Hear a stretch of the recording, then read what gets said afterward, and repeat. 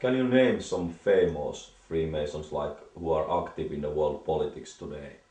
For example, first of all, we have the father of George Bush, George H. Bush. We have the son of George Bush, who is initiated in the Skull and Bones. We have John Kerry, also initiated in the Skull and Bones.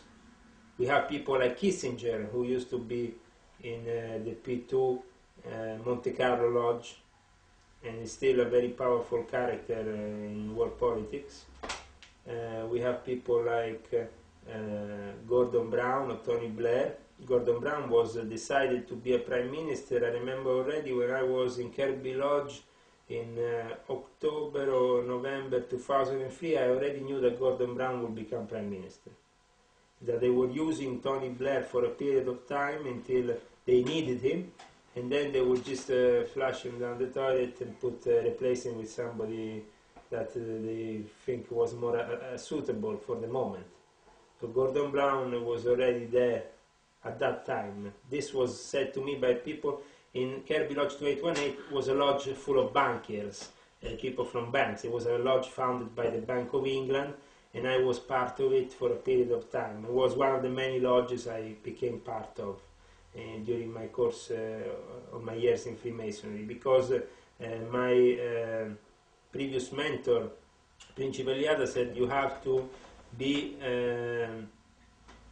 basically understanding that Italian Freemasonry is divided in many different sections, many different branches. There is many Grand Masters. So the best thing you can do is to go to England and become a member of the United Grand Lodge of England in order to regularize your position. Lodge 2818 has a long story, and it was a very big experience for me to join this lodge for a period of time. Even if I belong to other lodges in Italy for longer periods of time, like the Minerva Lodge and other lodges, the Garibaldi Lodge, I always thought that my experience in London has been a very special one, because it teach me really how the New World Order has in London one of the most important centers. Welcome back to the Kirby Lodge, and there was Julian Rees, the famous Masonic. This is my charter as Retention Primitive de Memphis and Mizraim, and basically this is my Grand Inspector General 33, Souverain Grand Maître Absolute de l'Ordre Égyptien de Mizraim 90, and Grand Conservateur de Memphis 95. This is my charter given by Dr. Nikolai Friswold in the Oratory of Oslo.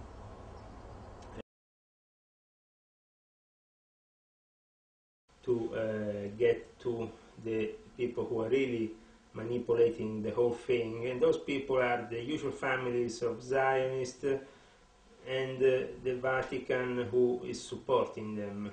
So you have these people who want to implement the New World Order are a series of knights from the knighthoods recognized by the Vatican, like the Knights of the Holy Sepulchre or the Knights of Malta, the Knights of St. John. These knights are all part of the secret services in America, in the CIA, in the MI6, in the MI5, in England. So these people who belong to these intelligence services have double loyalty, not only to their country but also to a holy order they belong to, and that holy order is under the control of the Pope and under the control of the various leaders of these knighthood orders. There is many knighthood orders also outside of the Vatican that control all sorts of parts of the aristocracy. We have the Royal Order of the Garter in England, which includes all the members of the various European aristocratic bloodlines that are more or less all interconnected with each other. And then you have, for example, for the Austrians, also the Teutonic Knights still exist. And we can say that all these knighthoods have, in a way,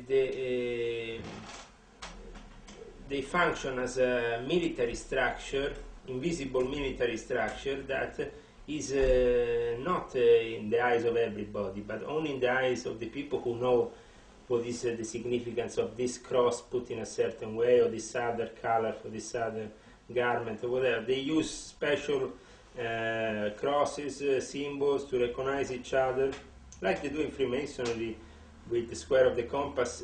Is the most basic thing. Then you have many other degrees and many other symbols to wear, or many other knighthood orders that are connected also to Freemasonry. Freemasonry is born out of the knighthood orders as a necessity to also involve the lower sides of the Western society in this pyramid, and to make them all involved. That's why in England, for example, you have almost, well, in Great Britain, in the whole of Great Britain, almost 500,000 Freemasons. So you have not an elitarian society, but a big society with an elite that sits in the center, ruling all these people